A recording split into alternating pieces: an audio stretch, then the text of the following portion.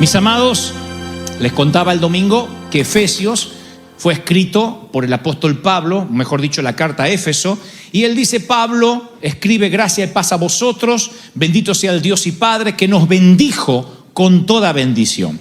De allí, de esa terminología, nos bendijo, es que Dios nos recordaba de que toda la bendición ya nos fue dada, fue depositada en nuestro espíritu, y hay que extraerlo del espíritu y traerlo al mundo físico. Por eso hay que dejar a veces de orar que Dios nos bendiga, que Dios nos sane, que Dios nos prospere, sino creer que realmente ya lo hemos recibido.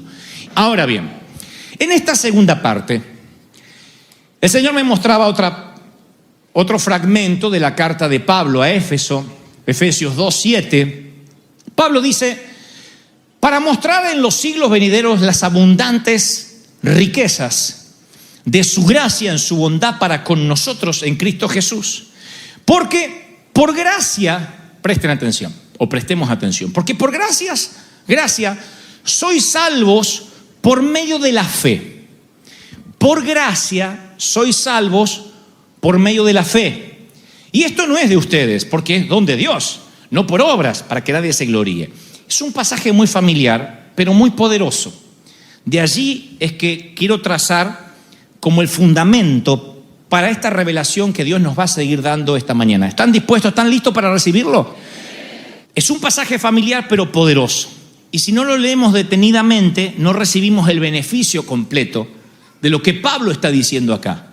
Parece que fuera un juego de palabras. Él dice: por gracia somos salvos a través o por medio de la fe. O sea, fuiste salvo por gracia a través de la fe. Esto significa dos cosas. Ninguno de nosotros fue salvo solo por gracia. Porque la gracia de Dios, ¿qué es la gracia? Lo que nadie se merece por justicia. La gracia es un regalo inmerecido de alguna forma. La gracia de que Cristo murió por todos está disponible para todos. Entonces, ¿por qué todos no son salvos? Si Cristo murió por toda la humanidad, ¿por qué no todo el mundo es salvo? Porque algunos se van al infierno si Cristo murió por todos. Si la gracia es para todos, ¿por qué algunos se pierden? Pablo dice: porque esa gracia hay que creerla por la fe. No fuiste solo salvo por gracia, tienes que creer por fe de que Cristo hizo algo por ti en la cruz. Si no tienes fe, la gracia no te sirve. ¿Me siguen hasta ahí, sí o no? Ahora, otros dicen: yo no creo en la gracia, yo creo por fe solamente. Y la fe en sí misma tampoco te salva. Porque tú puedes tener fe de que si diezmas, te congregas y eres buena persona, vas a ser salvo. La fe no te salva. La fe en esas cosas no te salva. Lo que te salva es la fe de que fuiste perdonado por gracia en la cruz del Calvario. No son tus obras. No te puedes gloriar. Trato de explicar esto para dar paso a lo que el Señor nos va a decir, que es una explosión. Para aquí es donde voy.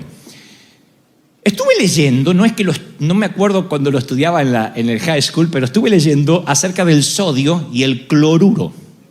Ustedes dirán: ¿qué tiene que ver el sodio y el cloruro? Bueno, déjenme avanzar. Si ustedes ingieren sodio solamente, la suficiente cantidad de sodio mueren envenenados. Si ingieren cloruro, también es una sustancia que te envenena inmediatamente. Pero si los mezclas, se transforma en cloruro de sodio, que es la sal de mesa, casi imprescindible para comer.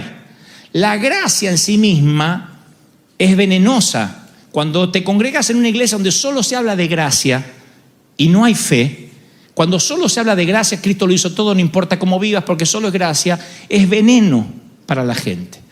Cuando vas a una congregación que solo se habla de fe, de superfe, di las palabras correctas, un pacto, créelo, si tú lo confiesas ya está, también es veneno. Para que se transforme en sal de mesa, en cloruro de sodio, tiene que combinar la parte exacta de gracia y de fe, porque la fe aislada no te salva. La fe, si tu fe está puesta en vivir en santidad, en sanarte, no va a producir tu salvación. Tu fe tiene que estar puesta en lo que Cristo ya hizo en la cruz. La fe es apropiarse de lo que Cristo ya hizo en la cruz, de lo que hizo hace más de 2000 años. Cuando tienes fe de que Él dijo consumado es, y lo hizo todo allá, y lo tomas, es gracia y fe combinada, transformada en sal de mesa. Te hace bien. ¿Me siguen, sí o no? Ahora, entendiendo esto de la gracia y de la fe, podemos pasar a la segunda base. tenemos que comprender que el mundo espiritual es real. Muchos creen que el mundo espiritual no existe simplemente porque no lo ven. Pero el mundo espiritual es real, no es una fantasía. Ustedes deben recordar que cuando el ejército de Siria rodea a Eliseo, su criado Gehazi está aterrorizado al ver tantos sirios y le dice el profeta: no tengas miedo, Gehazi, en 2 de Reyes 6:16, porque más son los que están con nosotros que los que están con ellos. Y luego dices: te ruego, Jehová, el profeta, que le abras los ojos al sonso hispano, a Gehazi para que vea. No, pues tengo otra versión yo. Entonces Jehová abrió los ojos al criado y miró. Y aquí que el monte estaba lleno de gente de a caballo y de carros de fuego alrededor de Eliseo. Gehazi abre los ojos del espíritu y ve carros de fuego, ángeles, querubines, serafines, argentinos, de todo tipo de ángeles. Ahora, escuchen. Esos ángeles no llegaron cuando Gehazi los vio. Cuando él abrió los ojos, Dios no dijo: ¡ay! Me abrió los ojos Gehazi, rápido, ángeles, que no llegamos. No fue así. Los ángeles estaban antes de que él estuviese consciente que estaban allí. Eliseo no dijo: Padre, envía ángeles para que éste se quede tranquilo.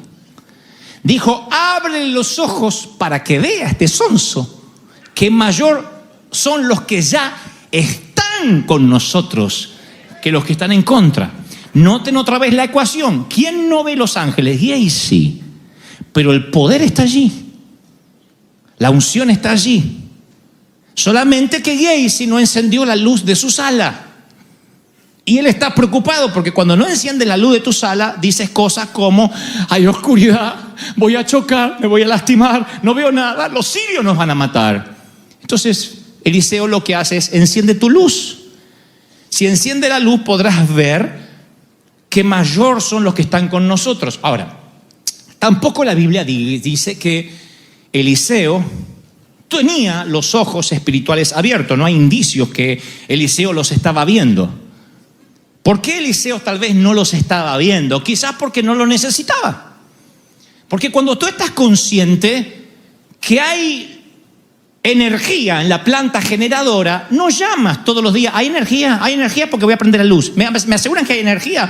Simplemente sabes que con levantar el interruptor, el poder estará allí. A lo mejor Eliseo no necesitaba ver los ángeles. El que lo necesitaba ver era este incrédulo que tenía miedo. Eliseo ya había visto ángeles, si ustedes ven capítulos anteriores, él ya había visto ejércitos de ángeles, así que él daba por sentado, por descartado que los ángeles estaban allí. Es como cuando sabes que eres amado, cuando sabes que te aman, tú estás consciente de eso y eso te hace vivir feliz, vivir en plenitud, brillar. Cuando no estás consciente de eso, necesitas confirmaciones. Ahora, cuando estás consciente de que la luz está sobre ti, a veces eres el que menos necesita. No te sientas un carnal o alguien poco espiritual porque no te profetizan, porque no te dan una palabrita. A lo mejor el Señor sabe que no lo necesitas como Eliseo, porque ya sabes que mayor son los que están contigo que todas las cosas que puedan venir en contra, que las adversidades, que las pruebas, que las crisis. Eliseo creyó que los ángeles estaban allí por las promesas de Dios. Punto. El mundo físico no siempre coincide con el mundo espiritual. Te levantas una mañana, hablaré de mí. Me he levantado una mañana estando en la Catedral de Cristal con piedras en los riñones. Me levanto el domingo temprano por la mañana, el dolor era intenso y tomaba todo lo que podía tomar y mucho agua y las piedras estaban allí, el dolor era intenso y de pronto el Espíritu Santo me dice: predica en el mundo espiritual. Ajá. No me pregunten cómo lo supe, pero yo tomé la sanidad que había ocurrido hace 2000 años allí en la cruz.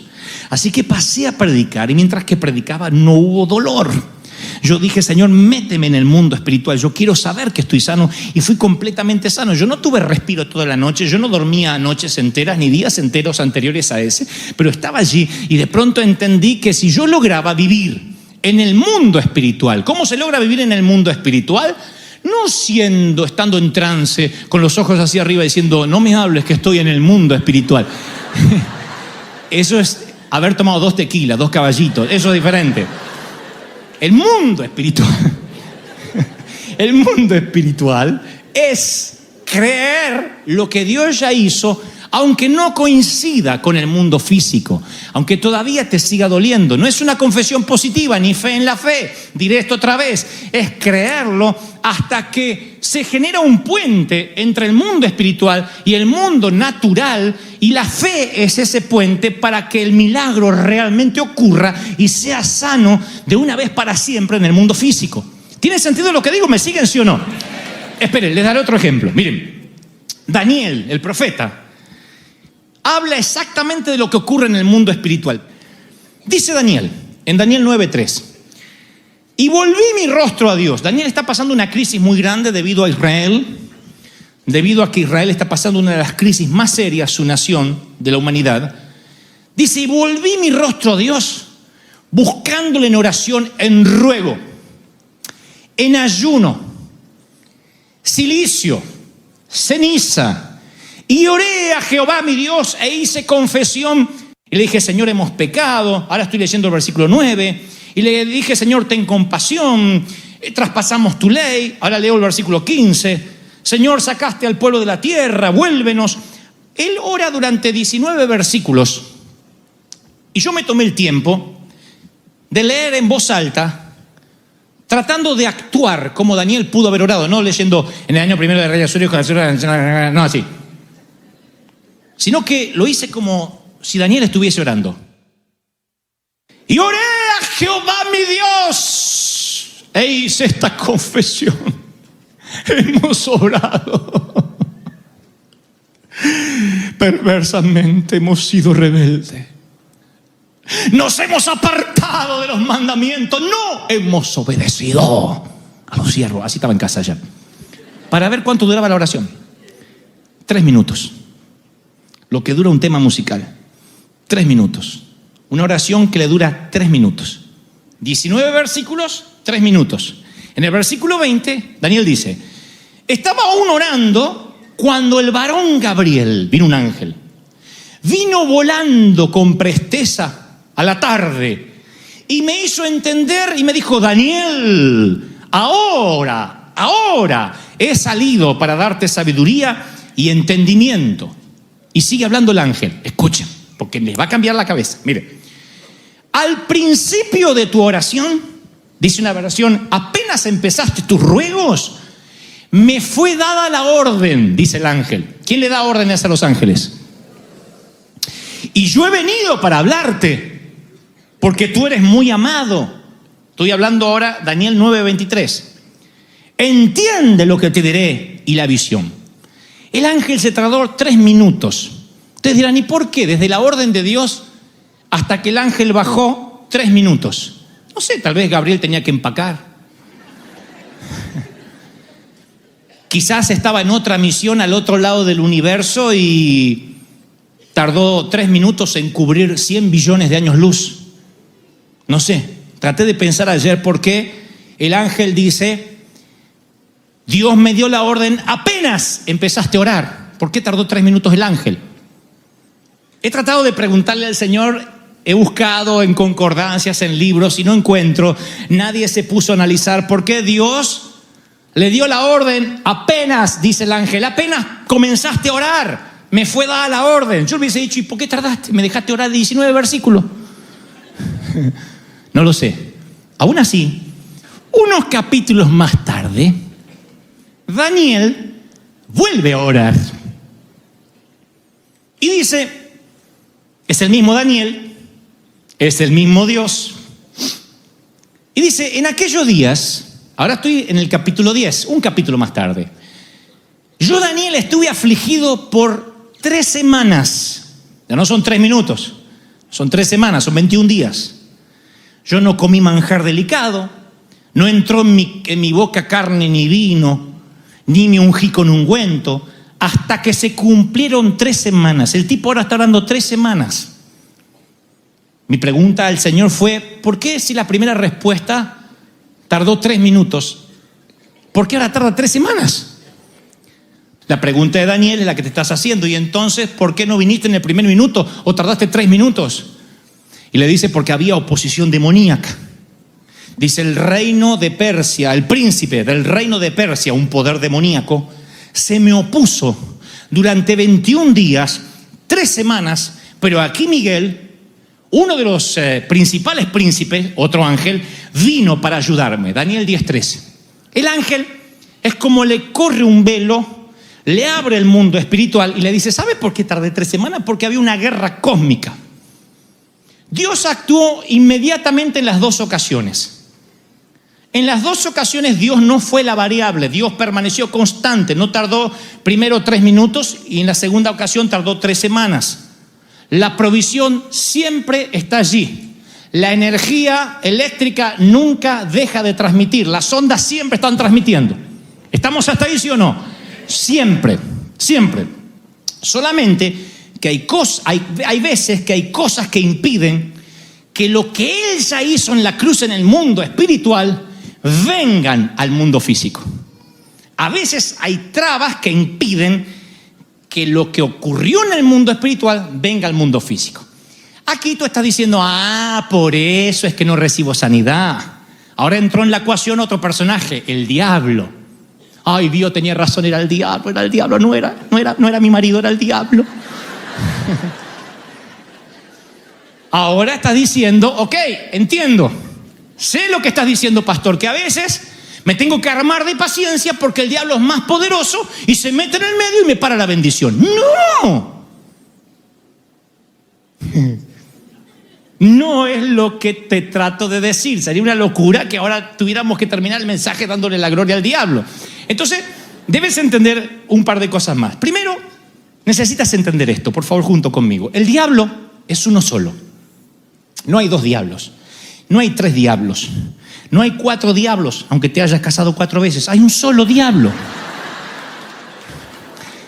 Un solo diablo. Hoy tengo algo contra los maridos, yo lo sé. Las escrituras no dicen que los demonios tengan sexo, se reproduzcan y tengan bebés de demonios. No se reproducen, no tienen bebés, o sea, siempre son la misma cantidad. El mismo número de espíritus malos que trabajan en la tierra no han aumentado con el pasar de los siglos y los milenios. Somos 6.000 millones de personas en el planeta y los demonios no se han reproducido. Entonces, el diablo pierde muchas de las batallas porque no tiene los demonios necesarios y a veces Dios lo resuelve de una forma tan sencilla. Dios a veces te mueve de lugar. Le decía a los profetas, súbete al monte, bájate a tal lado, cruza del otro lado. A veces los movía geográficamente para, inclusive, los demonios no tienen buena información cruzada. Allí abajo, el sistema de internet, no hay buena señal, no hay wifi allá abajo tan bueno y no tienen buena información. A veces Dios te mueve de un sitio para otro para hablarte, para darte una revelación y hasta que le llega la información cruzada a Satanás, ya Dios hizo la obra. La Biblia dice que los demonios se confunden porque no tienen la revelación del Espíritu Santo. Aún la Biblia la pueden leer como cualquiera, pero no tienen la revelación del Espíritu Santo. El diablo ni siquiera está entendiendo lo que trato de decir hoy. Dice, ¿a dónde va? Nunca entendiste nada, menos vas a entender ahora. Esto es para gente que tiene el Espíritu Santo y está recibiendo una revelación. Ahora,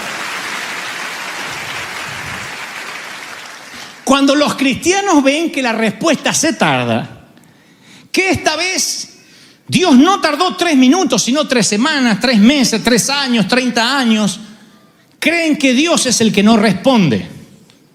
¿Qué hubiese pasado si Daniel se daba por vencido en la segunda oración? La fe es el puente que la provisión de Dios utiliza para cruzar del mundo espiritual al mundo físico. La fe tuya no obliga a Dios a hacer nada, pero es el puente que Dios usa para lo que Él hizo en la cruz del Calvario, cruce al mundo físico y se manifieste en lo natural. ¿Me están siguiendo? ¿Sí o no? Ahora, antes de la llegada del ángel, en estas 3 semanas, Daniel no sabía qué pasaba en el mundo espiritual. Él pensaba, frustrado desde su perspectiva, que Dios lo estaba ignorando. Así que él preservó en fe. Yo le pregunté al Señor, ¿y por qué Dios no le revela? Y le dice, Daniel, yo ya te contesté, solo que hay una interferencia. Este es el meollo del asunto. ¿Cuánto me prestan atención? Dígame amén. Todo lo que dije va para acá. Esto es lo importante. Si Dios le hubiese mostrado a Daniel que un poder demoníaco estaba interrumpiendo o estorbando su oración, Daniel no hubiera podido hacer nada. Porque en el Antiguo Testamento Cristo no había muerto en la cruz y los antiguos profetas no tenían ningún poder sobre el diablo. Por eso solo una pelea que lo dejó afuera Daniel. ¿Para qué Daniel se va a tener que enterar de que hay una guerra cósmica si él no tiene autoridad de nada? Porque Cristo todavía no había muerto en la cruz. Pero pasa Daniel, se muere Daniel, pasan los años y Cristo viene a la cruz. Y luego que resucita te dice, someteos a Dios, resistid al diablo y huirá de ti, de vosotros.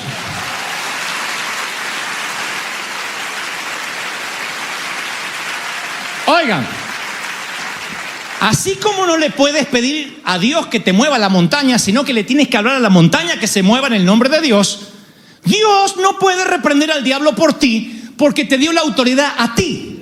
La Biblia no dice, y el diablo huirá de mí, dice, y huirá de vosotros. ¿Por qué le estás pidiendo a Dios que por favor el diablo le huya a Dios? Dios dice, te va a huir a ti. Tienes que resistirlo. Y huirá de ti. Otra vez, ¿quién tiene el interruptor? La energía está allí, ¿se dan cuenta?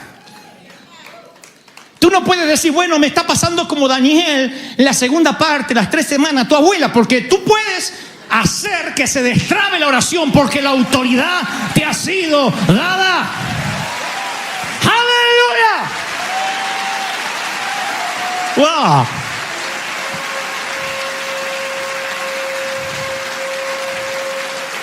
El Señor me dice que ya ordenó tu respuesta.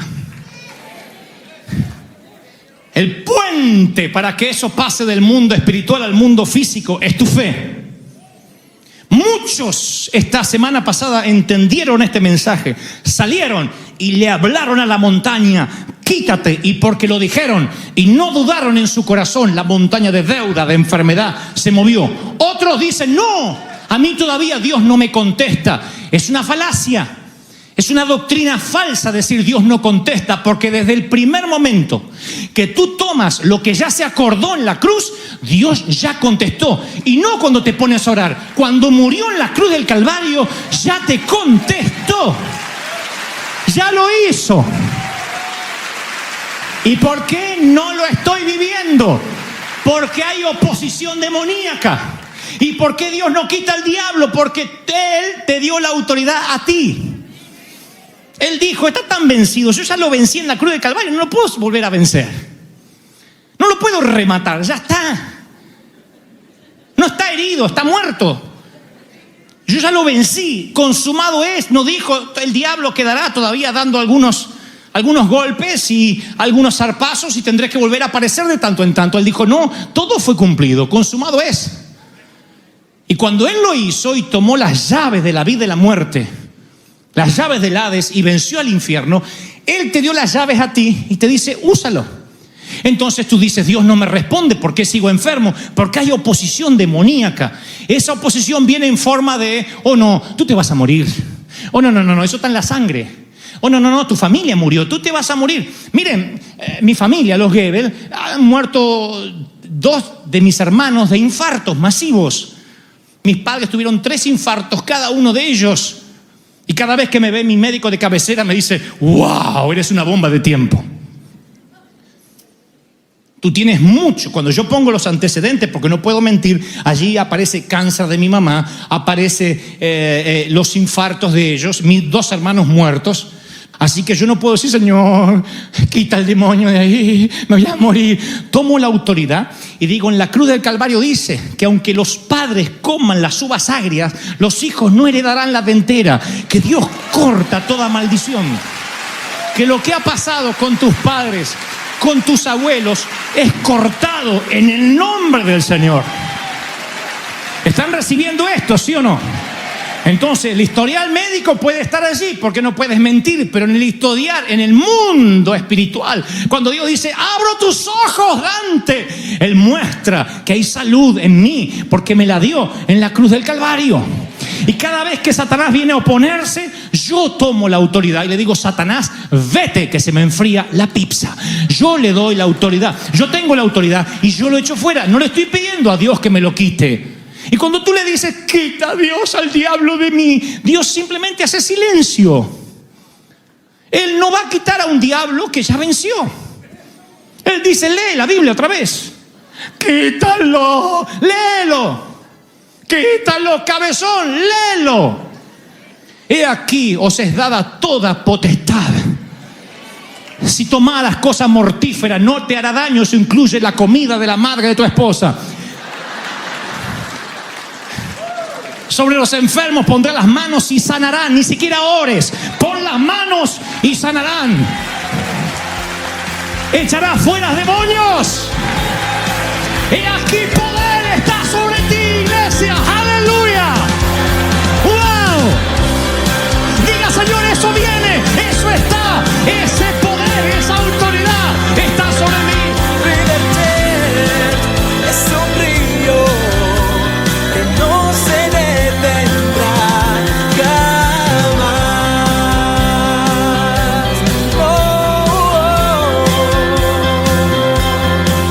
River Jet es un río que no se detendrá jamás.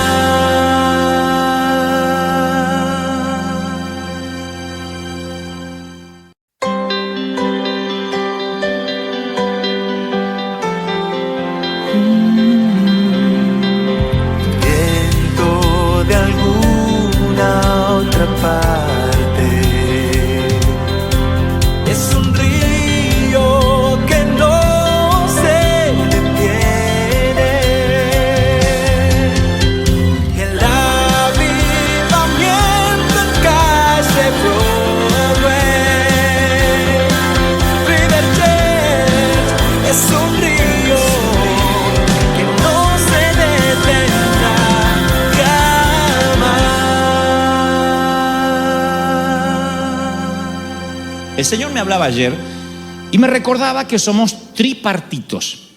Esta es una de las verdades más fundamentales que puedes aprender en el Evangelio, aunque lo hayas leído miles de veces. Dice Primera de Tesalonicense, una carta de Pablo a Tesalónica, capítulo 5, versículo 23. Dice Pablo, y el mismo Dios os santifique por completo y todo vuestro ser, y lo empieza a enumerar a nuestro ser, espíritu, alma y cuerpo, sea guardado irreprensible para la venida de nuestro Señor Jesucristo.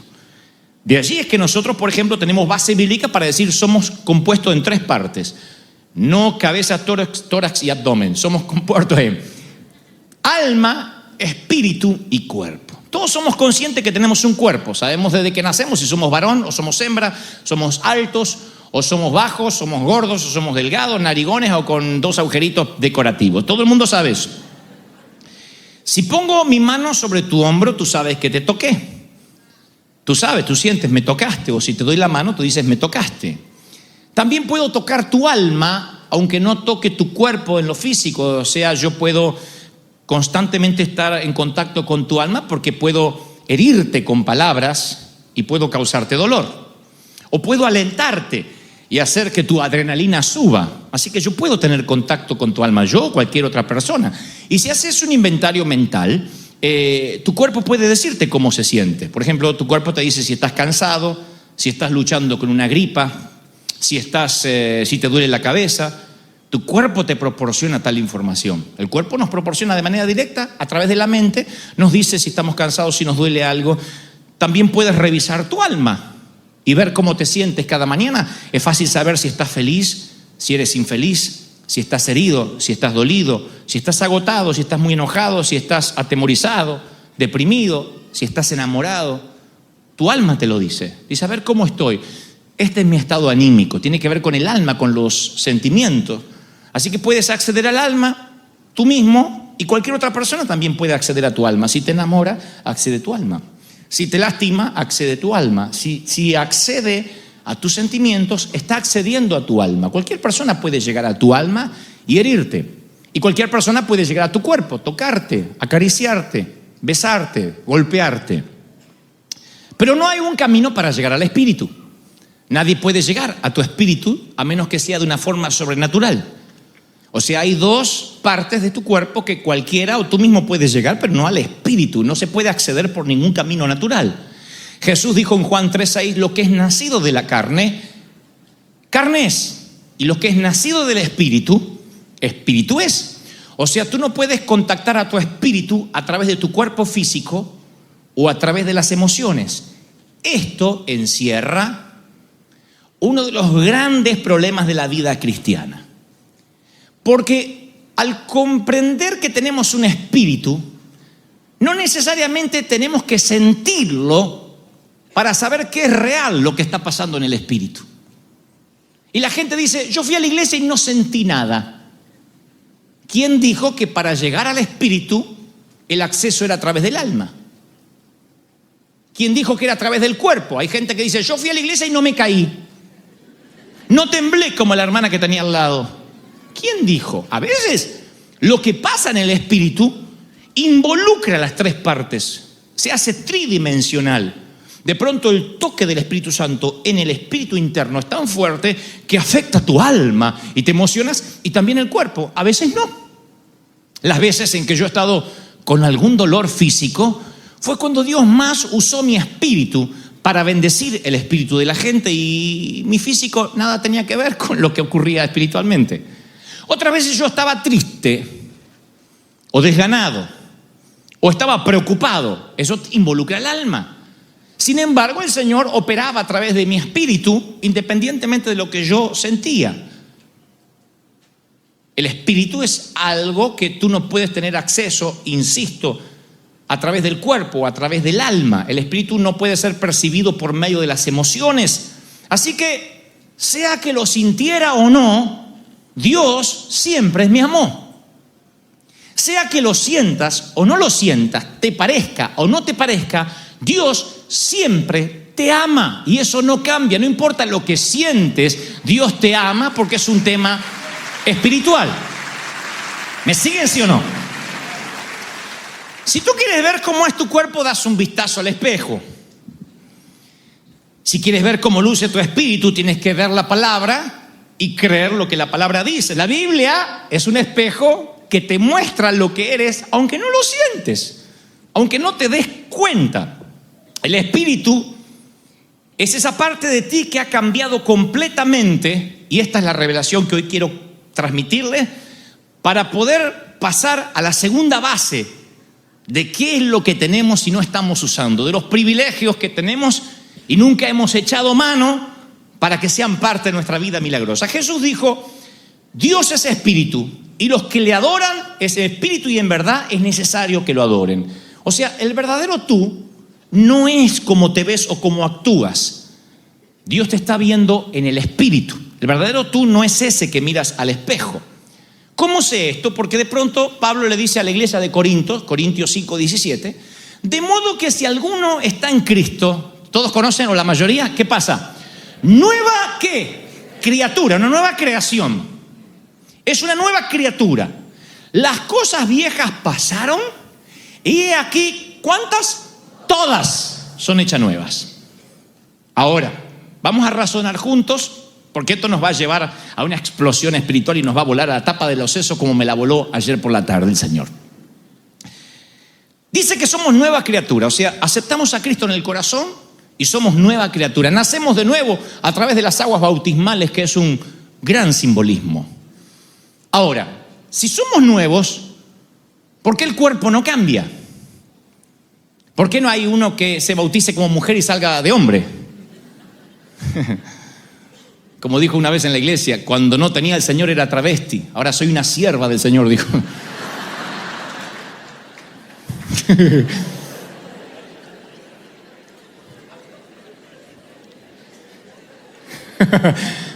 No había entendido nada acerca del cambio el tipo. Ahora, cuando uno se bautiza, uno nace de nuevo, el cuerpo es el mismo. Yo cuando me bauticé, yo pensé que la piel se me iba a caer así, y como los cocodrilos. No, sigue siendo el mismo. El cuerpo no cambia, no cambia. El alma cambia, tampoco, porque los rasgos de la personalidad no cambian de un día para otro. De allí la frustración de algunos que dicen, me voy a bautizar y yo voy a dejar el carácter ahogado ahí abajo. A los 2 días explotan, dicen, no habrá funcionado el agua. ¿Por qué el alma no cambia rápido? ¿Por qué conservamos las emociones? Porque el alma tiene que ver con la mente, con la forma de pensar, y eso demanda tiempo, eso lleva tiempo. Aunque te entregues a Cristo, tu manera de pensar, si tienes una mentalidad miserable, aunque aceptes a Cristo, vas a vivir miserablemente sin experimentar la prosperidad divina en tu vida. Aunque todas las cosas se han hecho nuevas y eres una nueva criatura, aún tu mente no cambió. Tiene que cambiar de a poco, tienes que cambiar, reformatear la mente, reformatear el disco rígido, y eso lleva tiempo. El cuerpo no cambia, la mente tarda en cambiar, el alma, las emociones siguen estando ya ahí. El que es emocional se va a seguir emocionando mirando cualquier película en el cine. No es que te bautizas y te cambian las emociones. Entonces, ¿qué es lo que cambia? ¿Por qué somos nuevas criaturas? La Biblia dice, de modo que si alguno está en Cristo, nueva criatura es. No dice que algún día tú serás una nueva creación. No dice la Biblia que estás en proceso de convertirte en una nueva creación. Dice que eres una nueva criatura. ¿Lo reciben, sí o no? Algunos dicen, algún día seremos santos. Acá dice que somos una nueva creación. Y también agrega que todas las cosas son hechas nuevas, no algunas. Entonces, el cambio total no se ve ni en el alma ni en el cuerpo, porque donde se llevó la transformación a cabo es en el espíritu, donde no puedes sentir nada y tienes que creerlo por fe. Tu espíritu cambia cuando aceptas a Cristo en el corazón. Tu espíritu se transforma en una nueva criatura.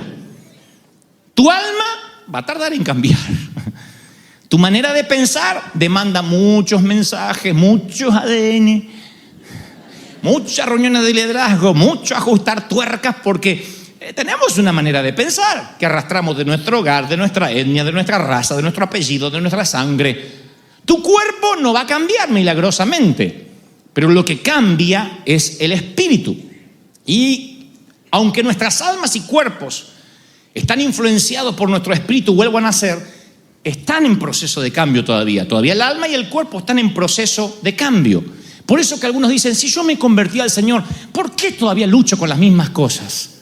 Porque el espíritu ya es una nueva criatura, pero tu alma está en proceso de cambio. Tu mente todavía tiene que cambiar, si no, no vendríamos a la iglesia, ya somos perfectos. Soy nueva criatura y te salen 2 alas. El cambio es interno, el cambio es espiritual. No tiene que ver con el cuerpo ni con el alma, es un cambio del espíritu. Nueva criatura somos. No importa si somos más fogosos, si somos más fríos, si somos más exultantes, más extrovertidos, más introvertidos, más introspectivos.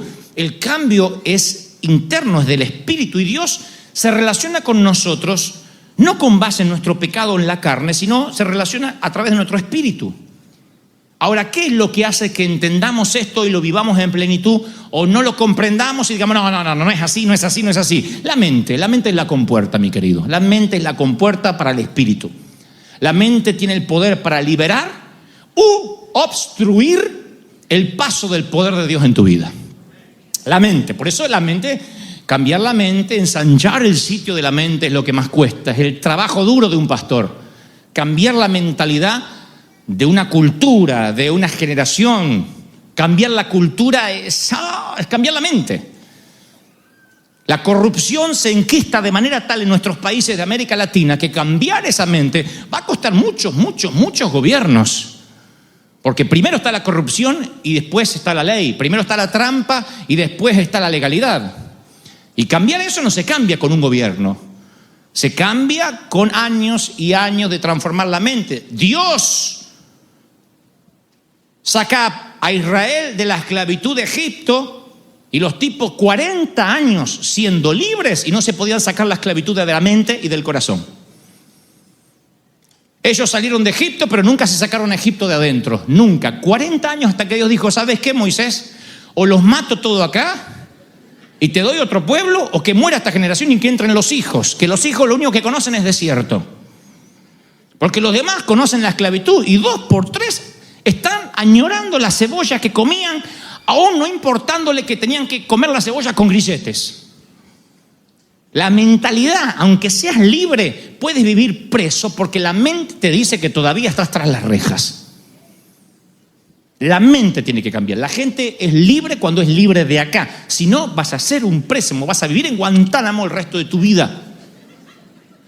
O en Alcatraz. Sí. Porque Dios te dice, eres libre, eres libre. ¡Ay, Señor! Siempre estamos con la mente de esclavo. Y es que si soy libre, ¿por qué me duele acá? Porque es el cuerpo, mujer. Porque has recorrido, muchacha. Y las horas de vuelo se pagan.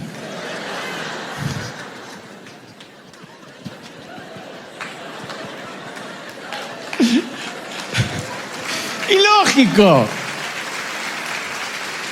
Si el Señor me cambió, dijo un hermano, ¿por qué tengo esta panza? ¿Porque comes?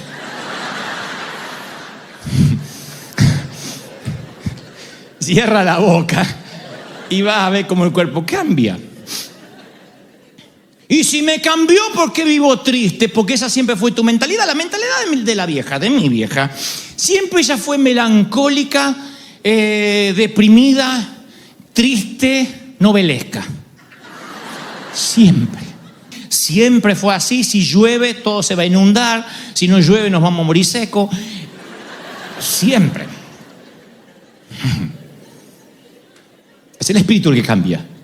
Cuando entendemos que nuestro espíritu cambió, ahí entendemos que en nuestro espíritu tenemos poder para echar fuera demonios y sanar toda enfermedad. Y lo que es más, Dios dio la orden de que uses esa autoridad. No sugirió. Nunca dijo, si tienes fe, si te sientes bien de ánimo, si estás bien físicamente, no se te va a ocurrir orar por un enfermo si tú estás enfermo, porque no es buen testimonio. No dijo nada. Te delegó una autoridad en el espíritu. Dice, un espíritu eres conmigo. Uno no excluye al otro. Ambos somos idénticos a Jesús. Porque el que nació de nuevo, nueva criatura es, no será, es. ¿Me siguen? Él dijo, sanad enfermos, limpien leprosos. Es una orden, es el verbo imperativo, busques como lo busques. Resuciten muertos. No dijo según cuánto tiempo tengan de muerto, de qué haya muerto. Asegúrense que no le hayan hecho una autopsia porque algo tiene que tener adentro. Resuciten muertos. Echad fuera demonios. Lo que recibiste de gracia, lo dan de gracia. Nunca dijo oren, él dijo sanen. La diferencia es sutil, pero ahí radica el secreto.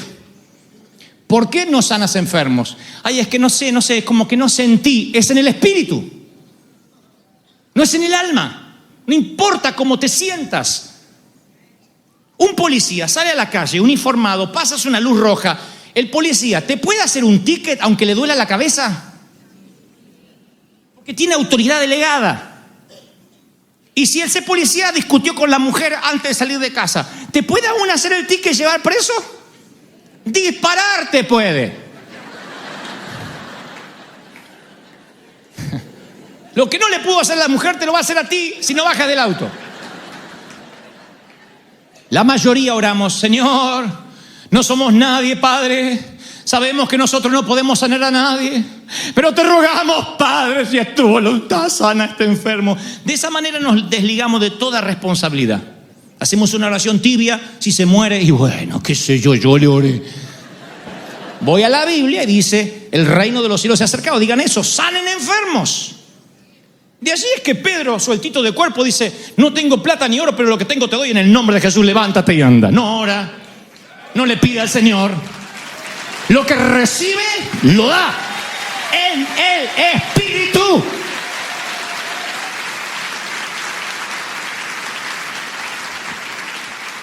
Y si trajéramos a Pedro a la actualidad, Juan, que está al lado, dice: mira vos el traidor, sanando enfermo el tipo. ¿No habría que arreglar el señor traidor en su vida antes de sanar enfermos? Porque que yo sepa, yo no lo negué 3 veces. ¿Andamos negando hoy?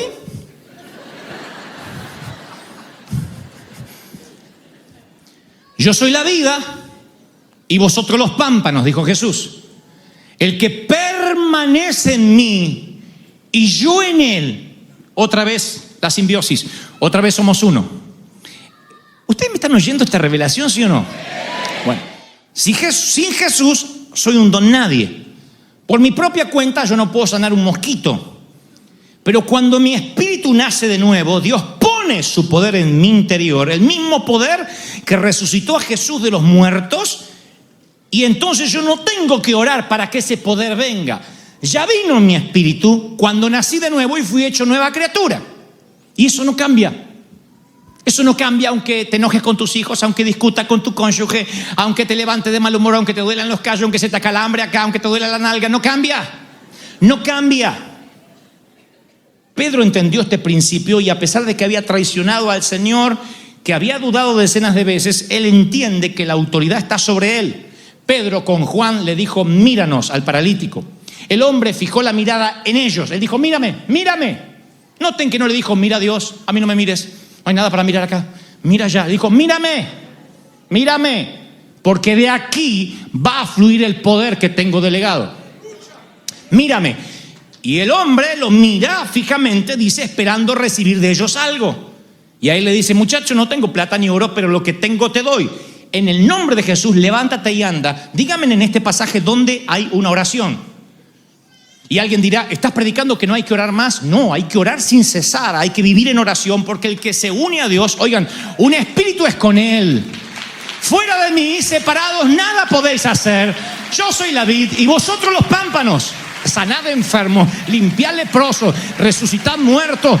Esa es la orden que Dios te da, del espíritu al espíritu. ¿Están listos para dar la orden? Dígame amén. Das la orden. Y es inmediato el resultado. He aquí el punto chato, dijo el sabio Cantinflas. La higuera es un árbol muy particular porque cuando está lleno de hojas verdes es el único árbol que a la vez tiene fruto. Así que la Biblia narra que Jesús vio una higuera y supuso que tenía higos. Y supuso, creo que los quiso comer, entonces se acercó y vio que no tenía higos, era solo hojas, y la maldijo.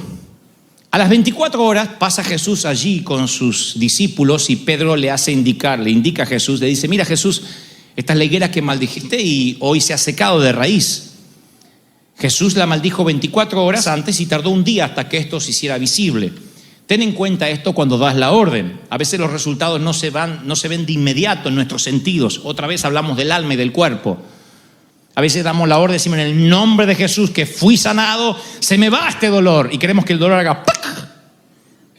Y a veces el cuerpo empieza un proceso de sanación que puede tardar un tiempo y no va a ser inmediato. La higuera, maldecida por el propio Jesús, tardó 24 horas en secarse. No se secó delante de los ojos, tardó un día. Así que a veces los resultados no son inmediatos. Pero el Señor le dice, cuando Pedro le comenta de la higuera, le dice: tened fe en Dios. Y así es cuando lanza esta gran verdad. Porque de cierto os digo que cualquiera que le diga a este monte: quítate y échate en el mar. O sea, acá el Señor dobla la apuesta. Les dice: ustedes no solo pueden maldecir una higuera, ustedes pueden ordenar a un monte que se eche en el mar y no dudar en su corazón, sino que creyere todo lo que dice. Lo que diga, 3 veces habla de lo que dice, lo que diga, le será hecho. Por tanto os digo que todo lo que pidiereis orando, creed que lo recibiréis y os vendrá. Jesús no tocó la higuera, solamente le habló Y aquí otra vez el poder y la fe se liberan a través de la palabra. La vida y la muerte están en el poder de la lengua y que la ama comerá de sus frutos. Proverbios 18, 21. ¿Me están siguiendo, sí o no?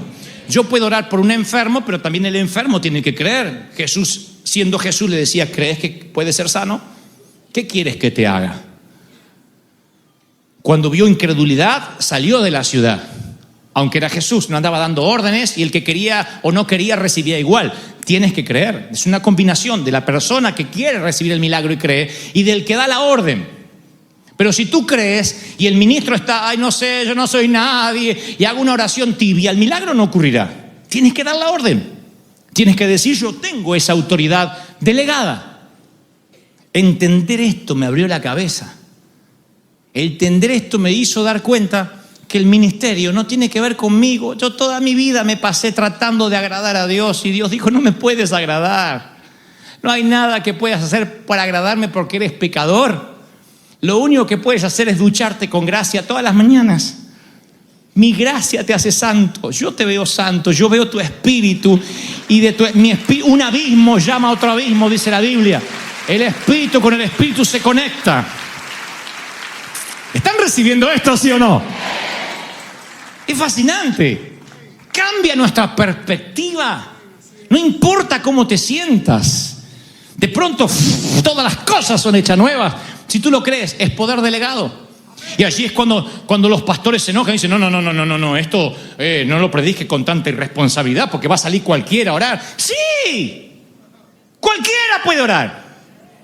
Cualquiera que haya sido nueva criatura puede dar la orden, porque el Señor dice, y estas señales seguirán a los que creen. ¡Wow! A los que creen. ¿Lo creen de verdad, sí o no? A los que creen. Y eso cambia la vida, cambia la perspectiva. Así que cuando yo entendí que estas señales seguían a los que creen, que debía creer, esa fe tenía que ser pura, esa fe tenía que ser intacta, tenía que decir, yo creo que cuando encienda el interruptor habrá luz. Yo no soy más poderoso que el generador de luz, ni que la planta generadora, pero simplemente es el convenio que Cristo hizo conmigo y contigo en la cruz. Él muere en la cruz, resucita el tercer día y dice, y esta autoridad es delegada a la iglesia. A uno de los discípulos estoy seguro que se pregunta, ¿y cómo haremos para hacer esto solos? Y Jesús le dice, no están solos. He aquí, envío uno que es igual a mí y estará dentro, no fuera, dentro. ¡Wow!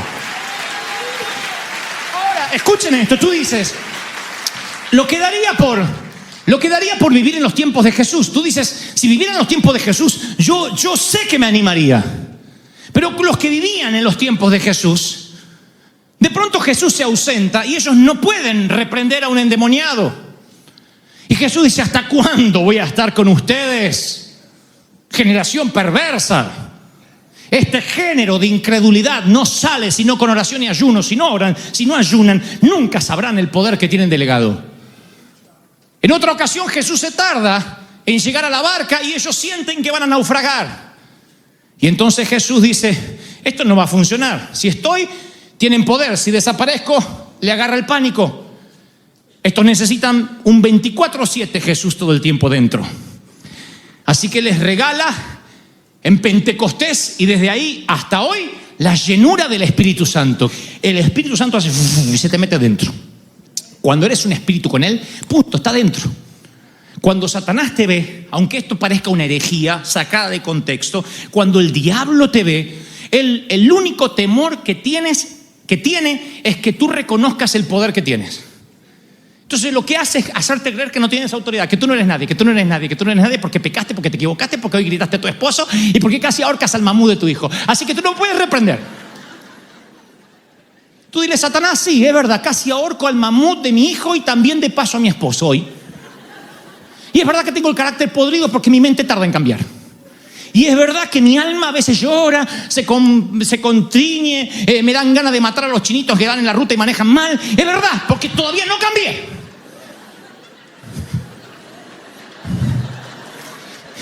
Porque voy a ser transformada en gloria completa allá. Y es verdad que estoy gorda y gordo y que me cuelgan algunas cosas, es verdad. No luzco como profeta, es verdad.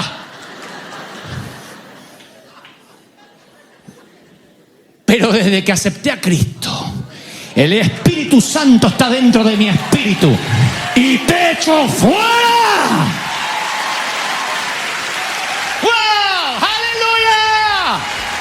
¿Cuántos reciben esta verdad? Dicen, lo creo, lo creo, lo creo, lo creo. Está viniendo, ahora, ahora. ¡Aleluya! River Church es un río que no se detendrá jamás.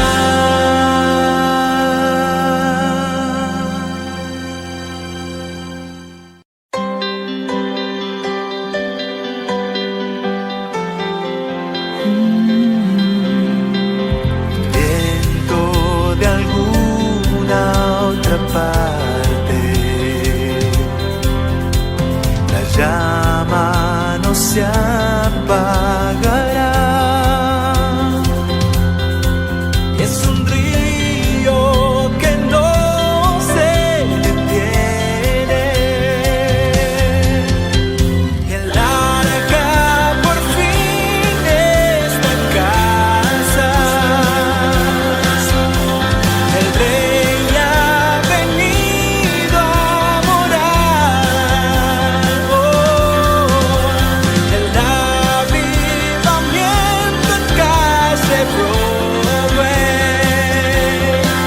River Church es un río que no se detendrá jamás.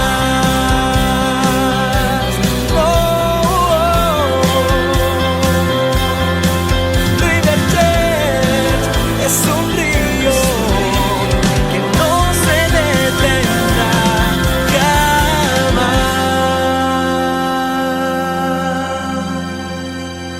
Hace unos años,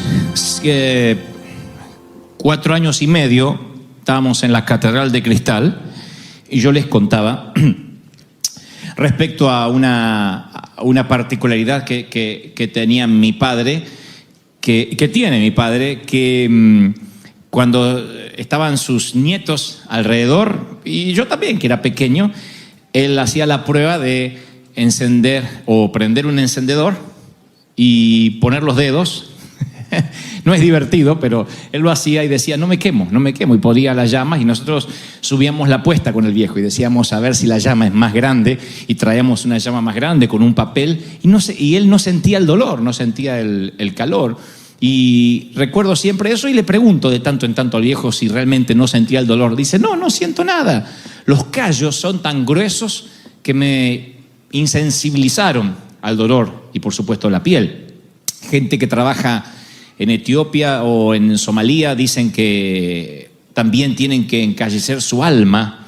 Dice que tienen que tener cierto callo emocional para poder tratar con los niños que se mueren de hambre por inanición a diario. Si no te terminas enfermando y no puedes continuar con la tarea.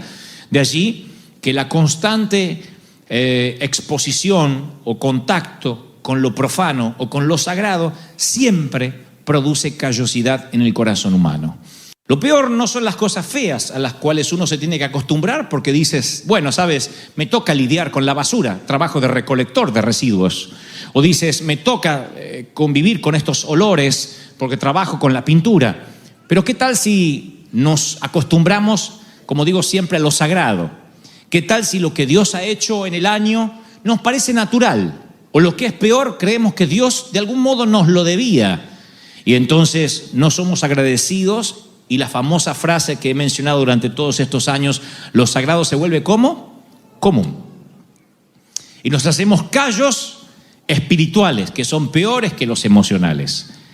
Yo no estoy tan preocupado por los callos en el alma porque como nos dijo el Espíritu Santo el fin de semana pasado, no es tanto lo que sentimos sino lo que creemos por fe. Lo que es peor cuando esos callos invaden nuestra pasión por las almas, cuando perdemos la capacidad de pensar que mucha gente que hoy no tiene a Cristo, que podría morir este mismo día, va a pasar a la eternidad sin ser salvo. Y no nos importa, nos olvidamos porque de alguna forma estamos tan expuestos al estímulo emocional de recibir nosotros lo que Dios tiene, que perdemos la sensibilidad de los que no tienen a Cristo, de los que hoy no tienen para comer un alimento espiritual. Ese es el problema cuando se nos encallece el alma a tal punto que perdemos la pasión por los perdidos. La Biblia dice en 1 Timoteo 4:1, el Espíritu dice que en los últimos tiempos algunos abandonarán la fe para seguir inspiraciones engañosas y doctrinas diabólicas. Tales enseñanzas provienen de embusteros hipócritas que tienen la conciencia encallecida. De eso el Espíritu Santo me hablaba ayer y me decía, dile a mi pueblo que los he bendecido. Dile que los he traído a tierra donde fluye leche y miel.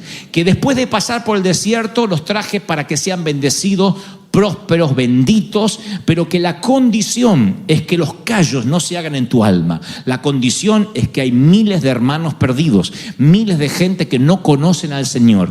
Y así como los niños pueden encallecerse sus emociones mirando violencia, nosotros podemos encallecernos en términos de perder la pasión por las almas. Y el Espíritu Santo me dijo, dile a mi pueblo que me urge, que prediquen, que salgan, que lo que han recibido de gracia, lo den de gracia. Es una orden, no es una sugerencia, es el gran mandamiento. ¿Cuántos reciben esa orden de parte de Dios como exhortación divina? Díganme, amén. ¿Lo reciben, sí o no? Ahora préstenme atención durante los próximos minutos, porque esta historia que les voy a narrar ahora es la que aparece en el libro de Segunda de Reyes, donde el rey de Siria sitia la ciudad de Samaria. La sitia, la rodea con los enemigos. Entonces los que están dentro de los muros no pueden salir a buscar comestibles. No hay flujo de negocios. No hay grano que circule. No hay vino, no hay mosto, no hay aceite. Esa era la forma agresiva, pasiva, que tenían los ejércitos de vencer a una nación. Así que los que estaban adentro estaban muriendo de hambre. Los que estaban afuera, que solían vivir de la basura, estaban peor, porque la ciudad ni siquiera producía basura. Y la Biblia dice que inmediatamente que el hambre empieza a crecer, los padres consideran comerse a sus hijos. Literalmente, no es una metáfora, no es una parábola, esto ocurrió. Segunda de Reyes 6:27, va una mujer a quejarse ante el rey y dice, mira, su majestad, esta mujer me propuso que le entregáramos a su hijo para que nos lo comiéramos hoy y que mañana nos comeríamos el de ella. Pues bien, cocinamos a mi hijo y nos lo comimos. Causa gracia, pero una tragedia. Nos lo comimos. Pero al día siguiente, cuando le pedí que entregara a su hijo para que nos lo comiéramos, resulta que esta lo escondió la desgraciada. ¿Por qué esta historia está aquí tan patética? ¿Por qué una historia tan pútrida, de pronto tan sórdida aparece en la Biblia? Porque cuando hay hambre espiritual en la sociedad, lo primero que se da vuelta es el sistema de valores. Es lo primero que se da vuelta. Normalmente una madre se sacrificaría por sus hijos. Pero cuando en un hogar los hijos pasan horas y horas y horas con una tablet o frente a la pantalla para que no molesten, literalmente están permitiendo que el diablo se coma a sus hijos. Cuando los padres son abandónicos en la propia casa y para que no molesten los envían a la habitación a que hagan algo durante horas sin saber a qué basura virtual están expuestos, literalmente están comiendo a los hijos. Claro, no sale una vecina y le dice a la otra, ¡hey, ya se comieron al tuyo, ahora le toca al mío! Eso ya no pasa. Pero en términos espirituales es exactamente lo que está ocurriendo cuando hay hambre en la tierra. Que el sistema de valores empieza a cambiar. Y los padres, en lugar de dar la vida por los hijos, los primeros, los más débiles, son los que demuestran cómo está la sociedad. Nuestra responsabilidad como padre es no permitir que el diablo los devore, no permitir que la sociedad, que el sistema que los quiere llevar a un mundo que los desconecte de los padres, avance cada día más en nuestro hogar. Es nuestra responsabilidad en el hogar ser faros, ser cuidadores, ser vigiladores. No tengan miedo de poner un password, no tengan miedo de investigar dónde navegan. Si tus hijos, como digo siempre, viven en tu casa y no pagan la renta, son tu responsabilidad. No son inquilinos, son hijos. Tengan 20, 25, 30 años, son tus hijos. Mientras vivan bajo tu techo, vivirán en una casa de bendición. Vivirán en una casa donde hay un sacerdote o una sacerdotisa que diga: todo lo que entre aquí tiene que ser de bendición. No voy a permitir que Satanás coma a mis hijos delante de mis ojos. Aunque haya hambruna en la tierra, aquí habrá pan en la casa del pan. ¿Están conmigo, sí o no? Y una de las lecciones que aprendo de esta historia es que cuando hay hambre, Dios siempre usa a la gente que no tiene nada para perder. Gente que dice: Señor, yo estoy dispuesto a que tú me uses. La Biblia narra en 2 Reyes 7:3 que ese día 4 hombres que padecían de la lepra estaban sentados en la entrada de la ciudad, estaban fuera de los muros. Y dijeron: ¿qué ganamos con quedarnos aquí sentados esperando la muerte? No ganamos nada, porque si entramos a la ciudad nos vamos a morir de hambre como el resto. Si nos quedamos aquí también nos vamos a morir, porque esto ni basura tiran. Así que ¿por qué no caminamos hacia los sirios, hacia los enemigos? Y si nos perdonan la vida, viviremos. Y si nos matan, bueno, apresuramos lo que tarde o temprano nos va a pasar. Esa es la ventaja de estar fuera de la ciudad, de estar abajo y afuera. Esa es la ventaja cuando no tenemos nada que perder. Mi querido, no hay nadie más peligroso que alguien que no tenga nada para perder. Hace muchos años, en el año 91, yo era un jovencito, pobre como una laucha, una rata, no tenía nada. Nunca fui rico, pero en ese momento no teníamos ni para comer. Y recuerdo que el Espíritu Santo me dijo: si yo puedo usarte el resto de tu vida como cuando nunca tenías nada para perder, no tendrás límite. Cuando crecemos y creemos que tenemos que proteger algo, ahí es cuando dejamos de ser útiles para Dios. Entonces a veces Dios nos tiene que llevar a situaciones límite para que entendamos que dependemos del Señor. No dependes de tu crédito. Y si tú dices: no, yo sé que no dependo, pero es importante, tan pronto lo digas, Dios es tan celoso que algo te lo va a arruinar al crédito. Alguien se va a olvidar de pagar algo te va a pasar, o vas a tener algún revés donde el crédito va a ser... Y todo el mundo, los adoradores del Dios crédito, te van a decir: ¡ay, está fregado! Y no te estoy diciendo que no seas buen administrador. Lo que te digo es que si de pronto en tu cronograma de vida el crédito empieza a ser lo primero, Dios te va a llevar a una situación límite en que entiendas que no tienes nada para perder. Y cuando no tengas nada, Él te va a decir: ahora sí puedo usarte, ahora sí dependes de mí, ahora que no tienes nada y que lo único que te resta es orar, ¿de verdad crees que yo puedo glorificarme en ti? ¿Cuántos lo creen? Dígame amén. Así que hay 4 tipos, 4 leprosos que están fuera de la ciudad y no tienen nada para perder. La segunda cosa que yo entiendo aquí, y ahora vuelvo de los callos, es que Dios siempre usa gente que esté dispuesta a morir, pero marchando hacia adelante. Siempre. Y esto te lo voy a decir, nunca te lo olvides, un consejo de hermano a hermano. Si vas a morir, que sea marchando hacia adelante. Si vas a morir, si te va a ir mal, que sea avanzando como los samuráis. Muere en el intento de pelear, no de retroceder. No hay peor cosa que te maten por la espalda. Hay gente que se sienta en las afueras de la ciudad y se deja morir porque no ve las señales espirituales. ¿No será, pregunto, no será que Dios permitió que pases esa crisis económica para que con claridad oigas las señales de lo que Él te está pidiendo que hagas, para que cuando empieces a marchar, Él luego traiga la economía que estabas esperando? ¿Me siguen, sí o no? ¿No será que Él permitió que esa enfermedad, no digo que Él la trajo, el Dios no genera enfermedades, pero que de alguna manera esa enfermedad vino como para darte un golpe, un shock, y entender que así te puedes quedar sin nada, incluyendo la salud, de un día para otro, si no dependes de Él? Y en cuanto te das cuenta que dependes del Señor, ¡wow!, eres sano inmediatamente, tomas la victoria que el Señor te dio en la cruz, pero ahora entendiste de que tienes que marchar, que no te tienes que detener. Oigan, no te tienes que detener.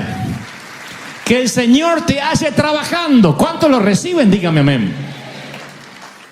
Que el Señor te halle marchando, batallando, avanzando. No te quedes quieto. No te detengas, sigue luchando. La primera derrota es darte por vencido. Decir, no puedo más. Mira el hijo que me tocó. Mira el marido que tengo. Mira la esposa que tengo. Mira el jefe que me tocó. Miren el pastor que está ahí. Cuando te das por vencido, esa es la primera derrota. Entonces lo que tienes que pensar es, ¿qué es lo peor que podría pasarme? Esa fue la filosofía de los leprosos. ¿Qué es lo peor que nos puede pasar? No dijeron, vamos por lo mejor. Dijeron, ¿qué es lo peor? Acá nos morimos. Si entramos adentro, se están comiendo los hijos. Si salimos afuera y tal vez nos ven leprosos y nos empiezan a matar antes que lleguemos para no contagiarse. Lo que sea, vayamos a marchar, vayamos adelante. Pero si nos quedamos acá, es una muerte segura. Alguien tiene que oír esta palabra. Si te quedas como estás, es una muerte segura. Va a cambiar el mes, va a cambiar el año y es una muerte segura si no empiezas a marchar. Hay algo que tienes que empezar a hacer. Hay un paso que tienes que empezar a dar. Tienes que dar uno y el otro y el otro y el otro. Hay algo que tienes que empezar a hacer. Tú dices, pero no tengo las garantías. Pero si te quedas, tampoco tienes garantías de que las cosas te van a ir bien. Tienes que dar un paso de fe.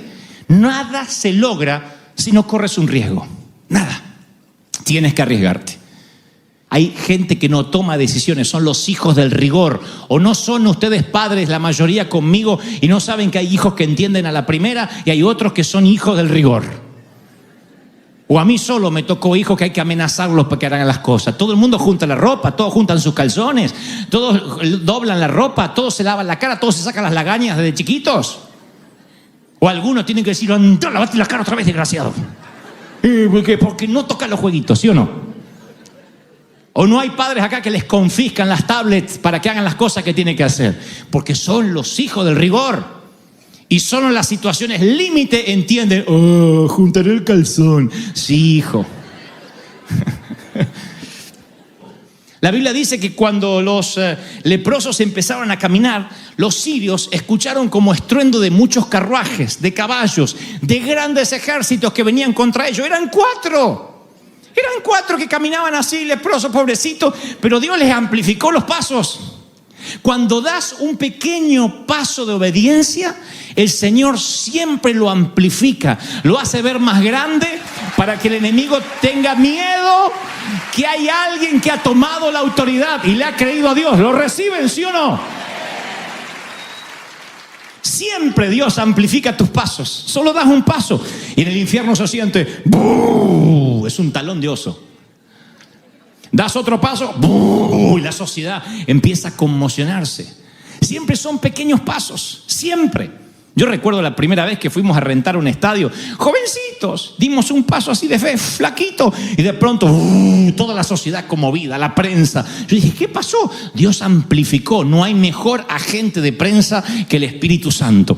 Cuando obedeces, tus enemigos tiemblan, y aunque vengas solo, vienes en el nombre del Señor de las multitudes, el que te dio la autoridad. Tienes el mismo poder que resucitó a Jesús de la muerte. ¿Sí o no? Siempre. Así que, he aquí el punto. Llegan los leprosos y la Biblia narra que los enemigos, los sirios, que sintieron los pasos amplificados, juntaron lo poco que pudieron del susto y salieron corriendo en ropa interior a la tierra del nunca jamás, dejando todo el botín, la comida. Así que estaban toda la comida allí y llegan los leprosos, no hay gente, está toda la comida. Y allí, este es el punto que el Espíritu Santo me hablaba ayer. Dice, cuando los leprosos llegaron a las afueras del campamento, entraron en una de las tiendas de campaña. Después de comer y beber, se llevaron plata y oro y ropa. Y después fueron a esconderlo todo. Imagínense, fueron a esconderlo todo porque ellos vivían de la basura de la ciudad. No lo dejaban entrar a la ciudad, eran leprosos, eran inmundos. Así que, ¿qué van a andar compartiendo? Escondieron toda la comida, dijeron, acá tenemos para comer. Los de la ciudad, estos tontos, no van a salir nunca porque piensan que están sitiados todavía. Que se sigan comiendo los hijos. Aparte, algunos hijos hay que comerlos a esos. Nunca van a salir. Nosotros avanzamos y resulta que nos dejaron el campamento lleno de comida. ¿Qué vamos a andar compartiendo? Así que escondieron todo, tomaron varios objetos, tomaron comida y la escondieron. Esa es la mente encallecida de acumular y esconder lo que es la voluntad de Dios. Cuando estuve en Israel, conocí el Mar Muerto. Es un mar o un lago que es un callejón sin salida. Solo libera su ingreso de agua a través de la evaporación. Y no tiene corrientes de agua, ni tributarios de flujo o rastro de vida en sus costas. Es un mar muerto. Y la iglesia puede convertirse en eso, en un montón de leprosos o ex leprosos que amontonan comida y que corremos el riesgo de la entropía, del estancamiento y además del mal olor del agua estancada. ¿Saben dónde hay más mal olor? Donde el agua está quieta. ¿Saben dónde hay más chismerío? Cuando no estamos haciendo nada, cuando no estamos predicando, cuando no estamos saliendo, cuando no hay visión. Entonces somos como un mar muerto, escondiendo comida. ¡Ay, qué palabra Dios nos trajo el domingo! ¿Qué vas a hacer el lunes con esa palabra que Dios te dio el domingo? Cuando tú escondes comida, te encalleces espiritualmente. No tiene salida. Ustedes han visto que la gente, las personas somos como las esponjas. Las pones debajo del agua y se satura. Y después la puedes poner todo el día debajo del agua y ya no absorbe más. Para que la esponja absorba más, ¿qué hay que hacer? Estrujarla. Estrujando, sirviendo. Es la única forma de recuperar tu capacidad de absorción. Dice, Señor, di todo, no puedo más. Oigan, cuando te sientas deprimido, ve a ayudar a alguien que está triste. Van a ver cómo resulta. Pero tú dices, ¿cómo voy a ayudarlo? Y yo, no morimos los dos. No. Cuando estás triste, busca a alguien que esté triste. Dile, te quiero bendecir. Vas a ver cómo al estrujarte lo poquito que te queda y se lo das a esa persona, recuperas tu capacidad de absorción y el flujo del Espíritu viene. Pero si esconde comida, porque dices que no tengo, haces que la cosecha no venga en tu vida. Es un principio espiritual. Es como aquel que dice, conté la plata y no voy a diezmar. ¿Cómo voy a diezmar? Encima que no tengo que sacar el 10%. Entonces cuando haces eso te cierras a lo que Dios quiere hacer y menos te va a quedar. Tienes que entender que tienes que dar para recibir. Es el principio del reino de Dios. Estrujarte, dar lo que tienes. Y yo sé que muchos dicen, pero ¿qué voy a dar si mi vida no está en santidad? Si los santos nada más predicaran. Yo no estaría acá, ustedes no estarían acá y no me miren con esa cara de hipócrita porque tampoco estarían acá. No me miren con cara de Heidi. Alguna me mira con cara de Heidi diciendo, ay, ¿en serio no es santo como yo? No. Y necesitábamos hipócritas en esta iglesia, así que bienvenida. Pero yo entendí que si quiero recibir, tengo que dar. Si no, empezamos a oler mal. Tienes que dar, tienes que bendecir. Cuando te sientas enfermo, ve y sana a un enfermo. Cuando te sientas triste, ora por alguien que esté más deprimido. Siempre hay alguien más deprimido que tú, te lo aseguro. Siempre. Cuando te sientas que no tienes dinero, dile, vamos a hacer una cosa. Vamos a sembrar a alguien que hoy no tiene para comer. Pero si nosotros no tenemos para apagar la luz, sí, pero hay alguien que hoy no tiene pan, vamos a bendecirlo. Y cuando bendices, te estrujas y viene la bendición y la prosperidad y Dios te va a dar, Dios te va a bendecir. ¿Lo creen, sí o no? Pero tienes que dar, quitar los callos de la mente. Voy a terminar con esto. Entonces, después de amontonar comida, los muchachos dijeron unos a otros, esto no está bien. Hoy es días de buenas noticias y no las estamos dando a conocer. Si esperamos a que amanezca, vamos a sentirnos culpables porque se van a seguir comiendo los hijos. ¿Por qué no vamos y damos aviso? Si esta declaración fuese dada hoy en tu hogar, ¿cuántos de nosotros hemos sido pesados en balanza y hallado faltos? ¿Cuántos de nosotros hemos recibido bendiciones y no las compartimos?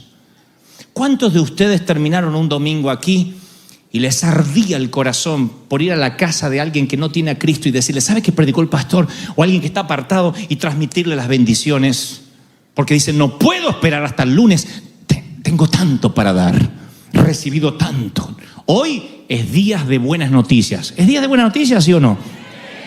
Y no las estamos dando a conocer. tenemos que darla a conocer. Hoy es días de buena noticia y no estamos haciendo bien. Y no me digas, lo que pasa es que yo tengo un llamado y estoy esperando la reconfirmación. Por Dios, ese cuento de la voluntad de Dios ha dejado paralíticos a tantos ministros. Parálisis espiritual, esperando el reconocimiento para después empezar. Estoy esperando que me llamen. Empieza a ser, eres pastor, pastorea. Eres evangelista, evangeliza. Eres profeta, profetiza. Haz algo por Dios, por las almas perdidas, y luego vendrá el reconocimiento. Luego los hombres nos daremos cuenta de lo que Dios puso en ti. Pero empieza a hacer algo, porque de otro modo te vas a quedar paralizado, con maná infestado, como mar muerto y como una esponja tan llena de agua que ya no puede recibir más. Y ovejas, iglesia, Grey, ejército, es nuestra responsabilidad. Decir, hoy en River Church, en Anaheim, es día de buenas noticias y las tenemos que dar a conocer. ¿Sí? ¿Sí o no? Sí. Digan amén. El profeta había dicho, Eliseo dijo, esto es lo que va a ocurrir. Mañana habrá tanta prosperidad. El profeta no tenía luz que Dios utilizaría a 4 leprosos, pero suelta una palabra 24 horas antes y dice, mañana habrá tanta bendición aquí. Tanta bendición que se va a vender la cebada, la harina, se va a vender por 1 centavo mañana a estas horas de tanta comida que va a haber. Se lo dijo al rey el profeta. Dijo, va a haber tanta bendición. ¿Y cómo? Si la gente se está comiendo los hijos, le dijo el rey de Samaria. Pero el profeta dijo, tranquilo, Dios me dice que mañana habrá tanta prosperidad que no la van a poder contar. Y la Biblia dice que el rey, al enterarse de la noticia que trajeron los leprosos, que estaba lleno de comida y que los enemigos se habían ido, le dijo a su príncipe, que era el incrédulo, le dijo, ponte en la puerta, abre la puerta para que el pueblo salga a buscar comida. Así que el príncipe fue a abrir la puerta y el pueblo lo atropelló y murió. Conforme lo había dicho el varón de Dios, aconteció de la manera que el varón de Dios le había hablado al rey, diciendo, se va a vender la cebada, la harina. Y el príncipe que había respondido al varón de Dios diciendo, si Dios abriera la ventana de los cielos, ni aún así va a suceder esto. Él le dijo, lo verás con tus ojos, mas no comerás de ello. Y sucedió así, porque el pueblo lo atropelló a la entrada y murió. Porque dudó que Dios había abierto las ventanas de los cielos. La incredulidad atenta contra Dios. Y Dios le ha dicho a este pueblo que estos meses iba a hacer milagros en todas las áreas, especialmente en las finanzas, especialmente en las áreas económicas que tanto ha vapuleado al pueblo hispano. Y sé que muchos dijeron, ¿dónde está eso en la teología? Eso no es de Dios, es un deseo del pastor, hay que ver, no veo fundamento bíblico. Y yo te digo, lo vas a ver y no vas a comer. Porque esto se cree como niños, con el corazón de un niño. Dale, yo lo quiero. No sé si funciona, no sé en qué parte de la Biblia está, no sé si es para ahora, si el Viejo Testamento, el Nuevo, no tengo la menor idea, la Biblia colombiana, la argentina, la salvadoreña, pero yo sé que si Dios me dice a través de su siervo que voy a prosperar, voy a comer, voy a ser bendecido. ¿Cuántos los reciben? Dígame amén. ¡Aleluya! ¡Santo! ¿Cuántos lo reciben? Dígame amén.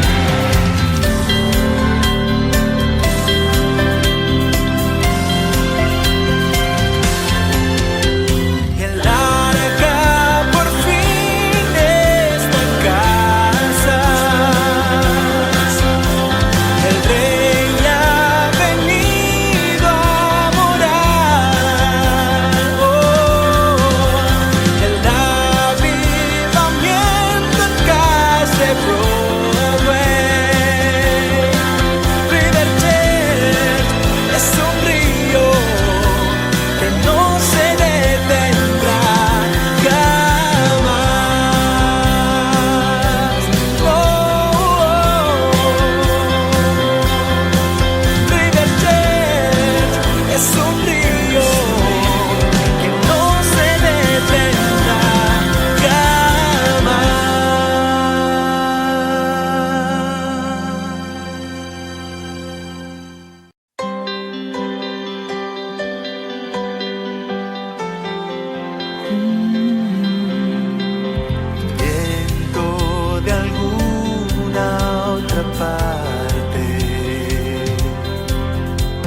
la llama no se apagará.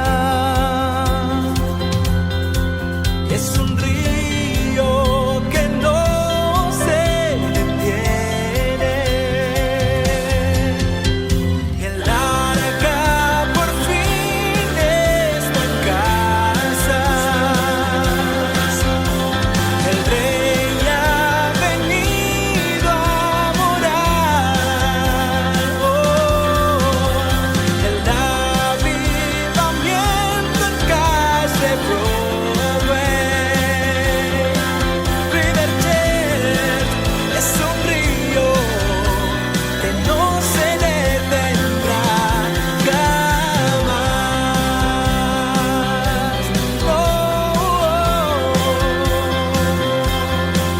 River Jet es un río que no se detendrá jamás.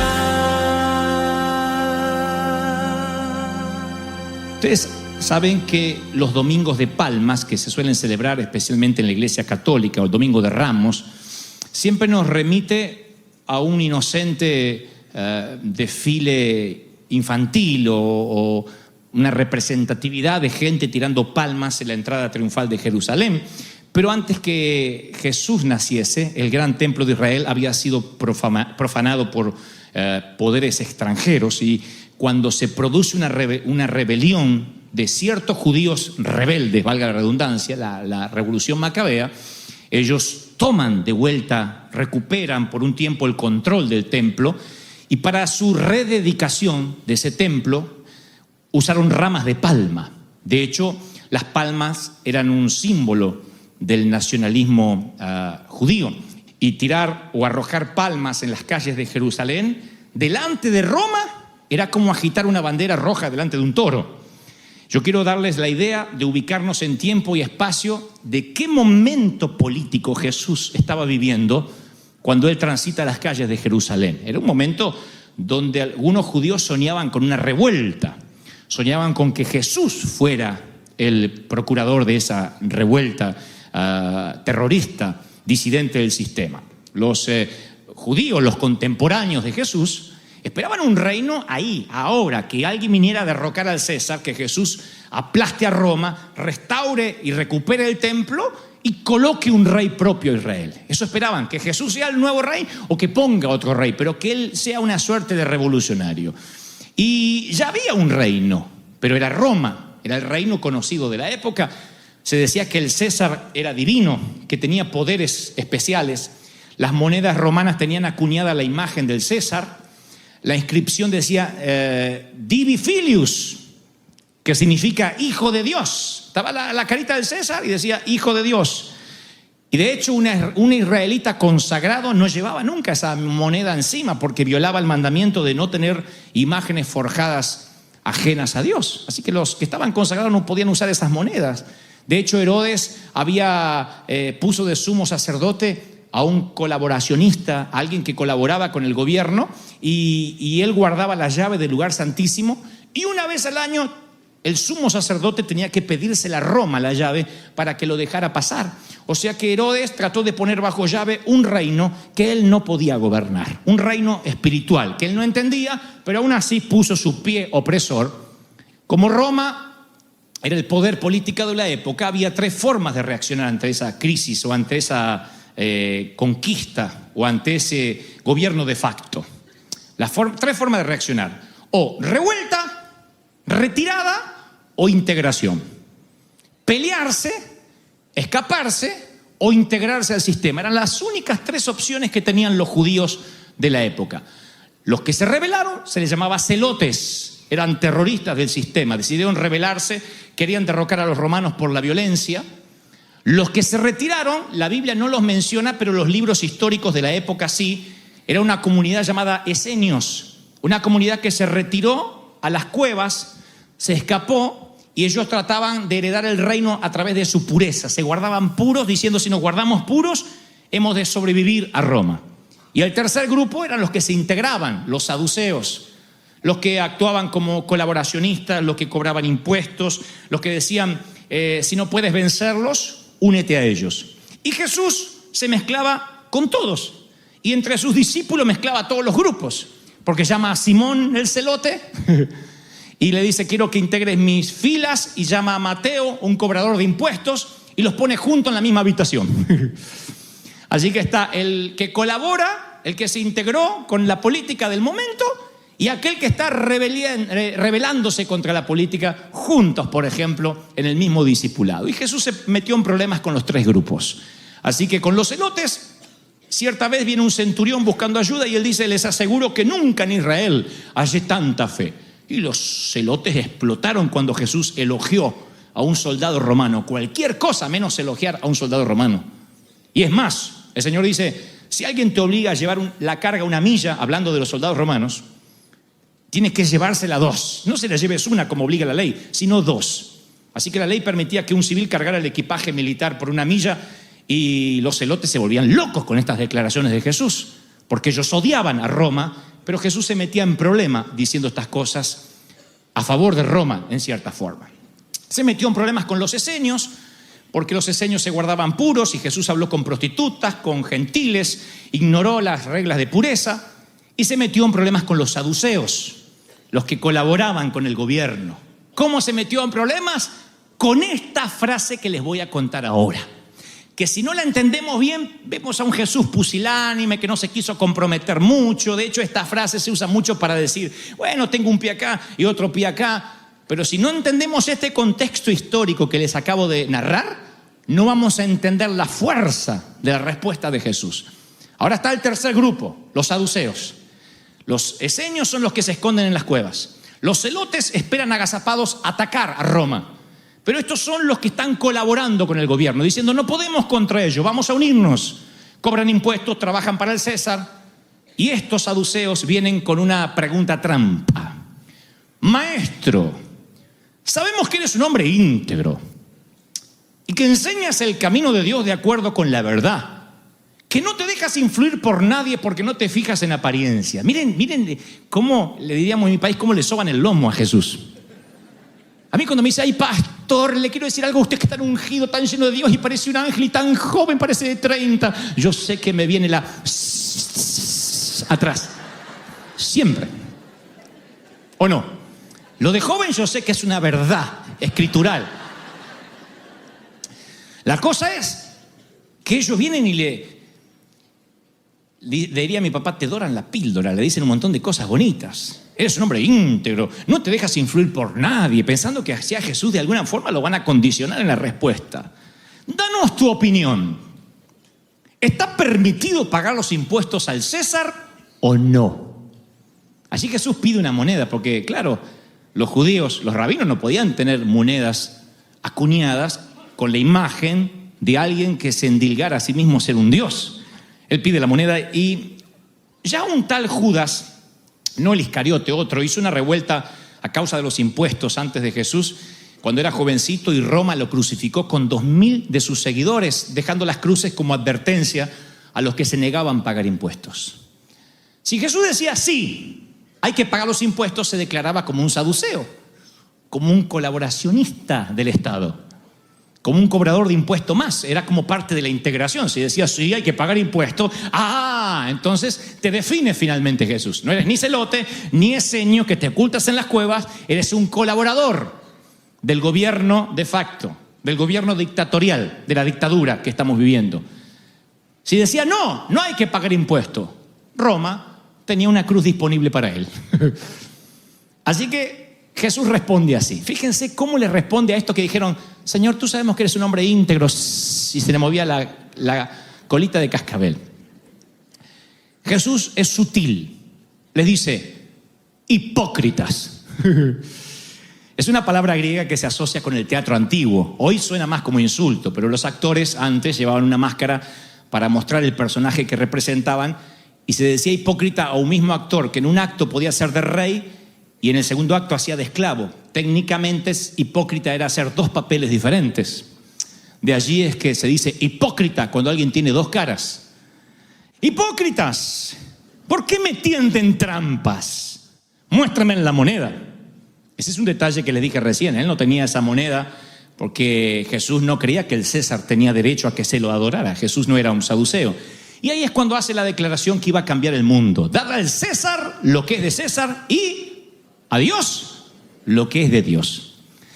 Aquí, si lo leemos así muy por arriba, por abuelo de pájaro, pensamos que es la respuesta para quedar bien. ¿No es cierto? Dada al César lo que es de César, a Dios lo que es de Dios. Es como la forma de decir, bueno, yo estoy bien con el mundo y estoy bien con Dios también, porque Jesús lo dijo y se consideró neutral. Esto no era una declaración que lo dejaba neutral. Jesús nunca se andaba con vueltas. De hecho, cuando él predica en la sinagoga, lo sacan de la sinagoga y lo lleva hasta un peñasco, hasta un desfiladero, para que se caiga por el sitio más alto de la montaña, porque esa era la forma de ajusticiar a los falsos profetas. Jesús se metía en problemas cuando hablaba, cuando declaraba. Así que no puedo creer que ahora dice, bueno, al César lo que es del César y a Dios lo que es de Dios. Esa fe. No, ese no es Jesús. Él no estaba diciendo cumple con Dios y con el gobierno. Él estaba firmando su sentencia de muerte. Para Roma, decir que había cosas que no le competían al César era traición. En otras palabras, la estrategia de Jesús fue: yo no haré como los celotes, no voy a pelear, la violencia no es lo mío. La retirada tampoco, no voy a huir como los esenios. Tampoco voy a colaborar, no voy a integrarme como los saduceos. Hay un cuarto camino, y el cuarto camino es, a ver si me entienden, hay cosas que ni las entiende el César. Hay cosas que no son del César, nunca las va a entender. Hay cosas que no les competen a él.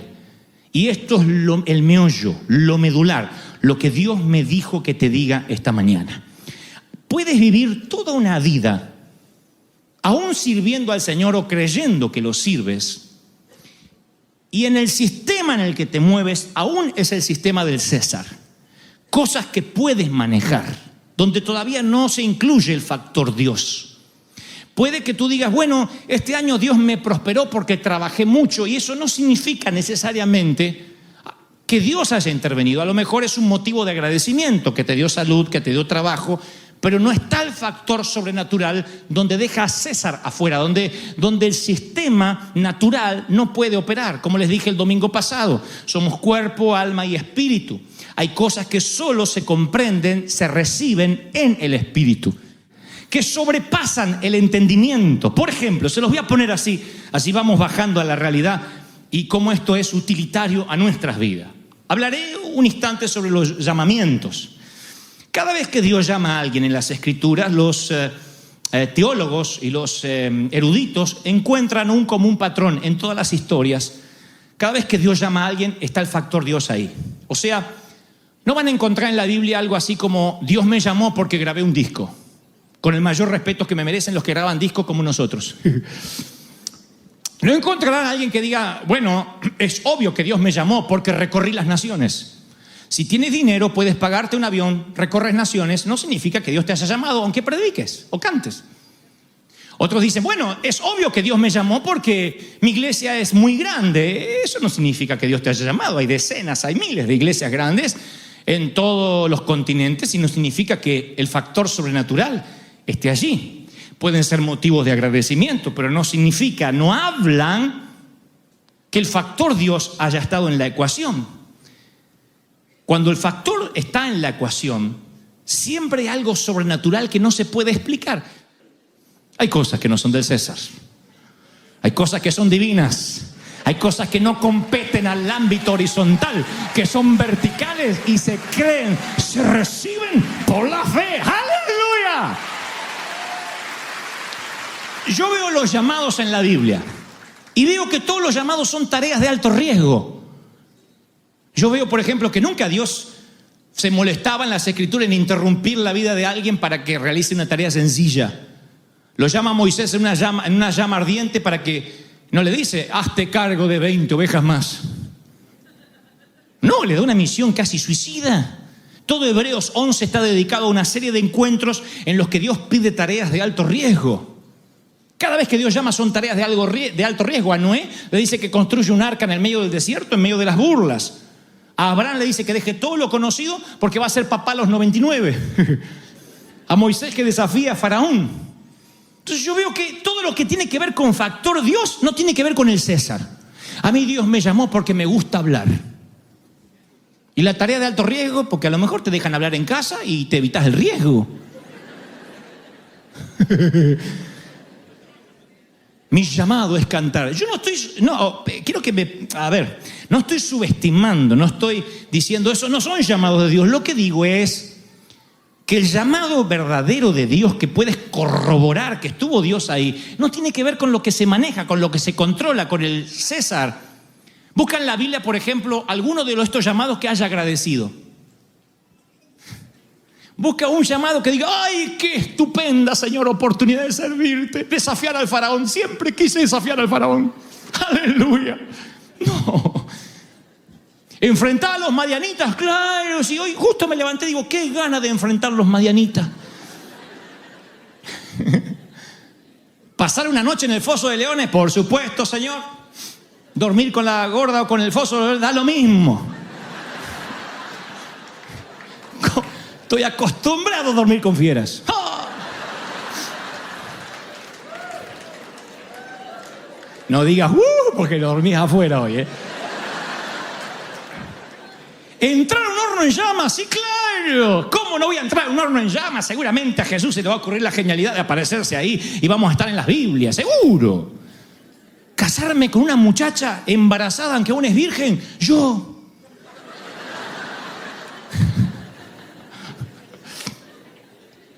¿Cómo se lo voy a decir a mis amigos? No importa, lo principal es ser llamado. Yo quiero la virgen embarazada, yo la quiero. Busquen un solo llamado que agradezca por el llamado. Casi siempre la respuesta es temor. Y yo escuché a gente decir: Dios nunca te va a pedir algo que te dé miedo.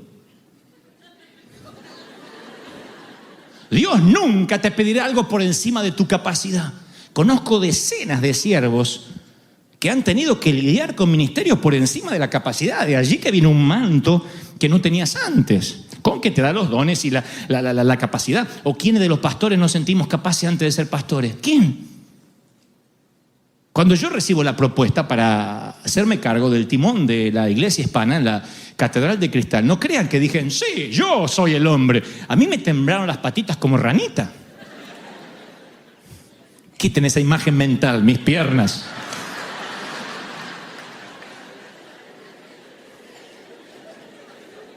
Diciendo: ay, pobrecita, el pastor como ranita. Shh.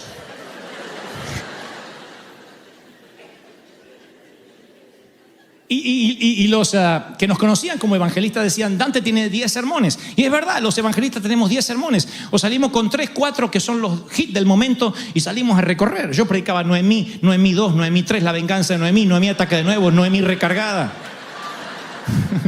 Era rendidora y gauchita. Donde yo la llevaba, rendía a Noemí. Cooperaba.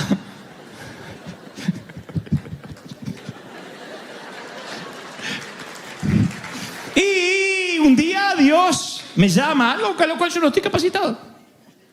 Y viene un manto con una capacidad sobrenatural. ¿Pero cuándo? Después que ponemos un pie en el agua. Después que aceptamos. No vienen las garantías a alguien. Si lo que tienes que hacer no te produce temor y es una tarea que podrías hacer si solo le pones energía y fuerza, tiene que ver con César y no con Dios. No está mal, pero no tiene que ver con Dios necesariamente.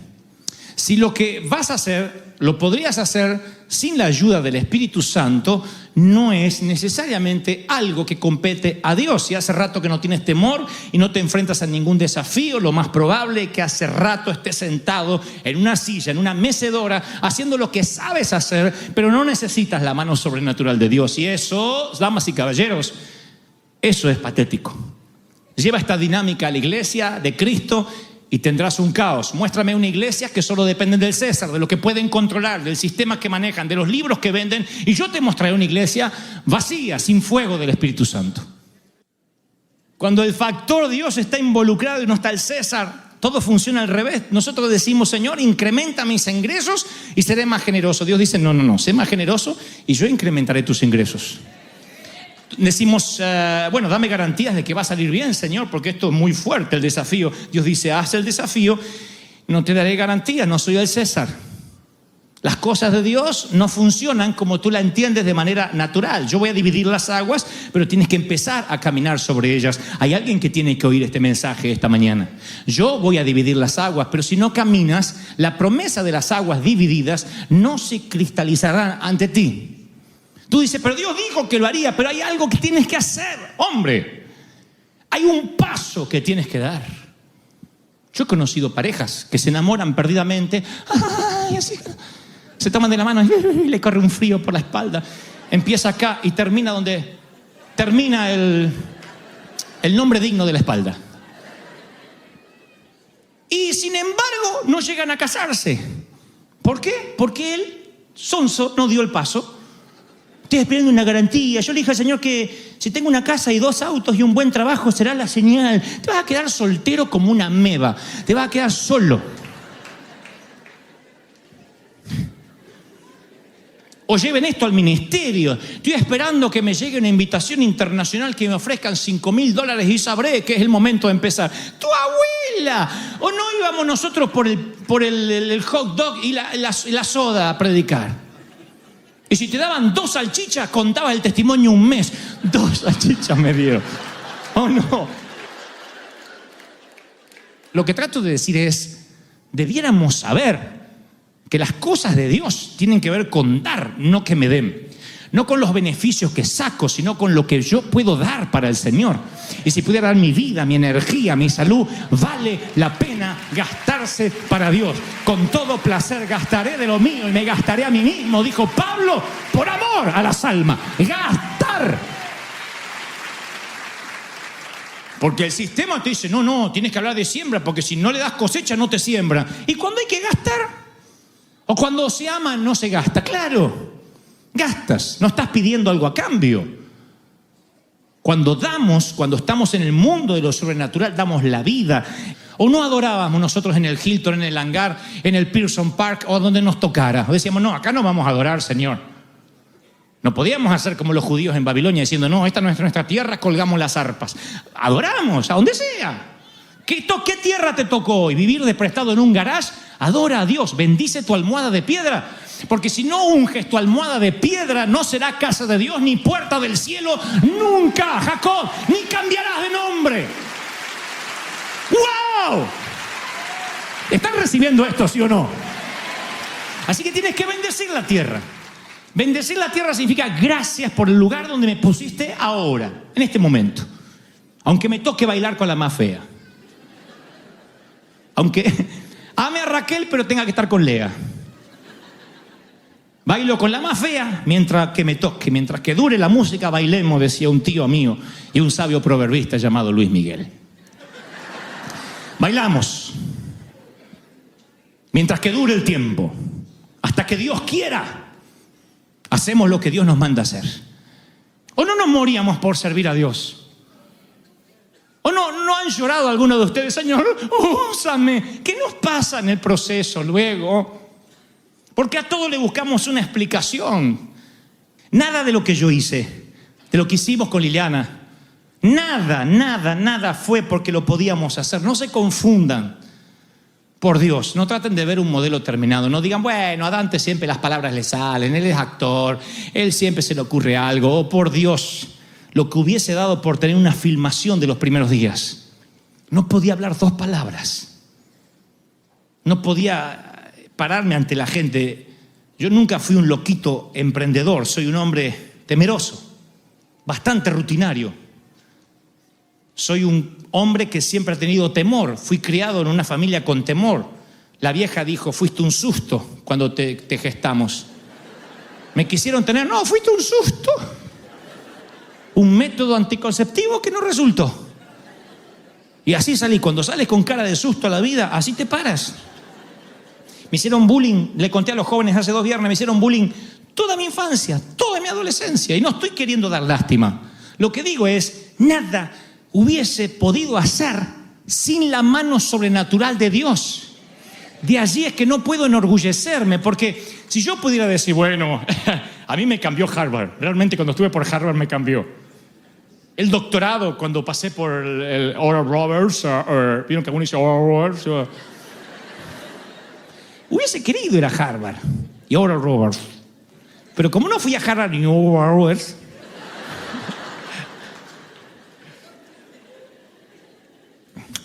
yo tengo una teoría. Mi teoría es que el Señor sabía, creo, que yo era un potencial orgulloso, que yo era un altanero, en potencia, en lo que podía hacer, que Dios quería darme tantos regalos que si yo de alguna forma hubiese tenido acceso a esos regalos por mi crédito o por mi esfuerzo, sería el típico argentino insoportable.